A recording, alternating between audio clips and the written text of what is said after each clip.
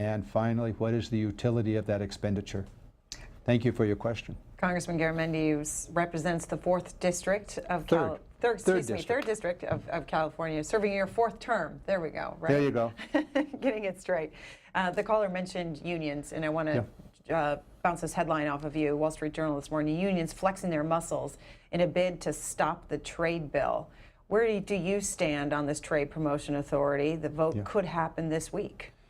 Trade Promotion Authority is an abdication of the congressional responsibility to enact trade legislation.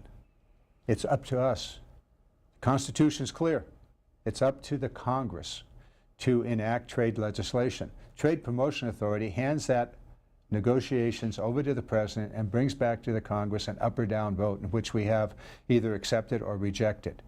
I think it's dead wrong, and frankly I think that Trans-Pacific Partnership is a very, very bad idea. Let's keep in mind that since the big free trade movement beginning with NAFTA, World Trade Organization before that, but beginning with NAFTA, we have lost over 8 million manufacturing jobs in the United States. We've basically seen, as a result of these trade deals, the flight of American capital to the lowest wage countries of the world, leaving American workers behind. And I think it's time to stop that. I think it's time for us to have a fair trade deal, not a free trade deal. A deal in which, and I think this is where the TPP is going, in which American workers are going to have to compete against the Vietnamese worker who gets paid 55 cents an hour.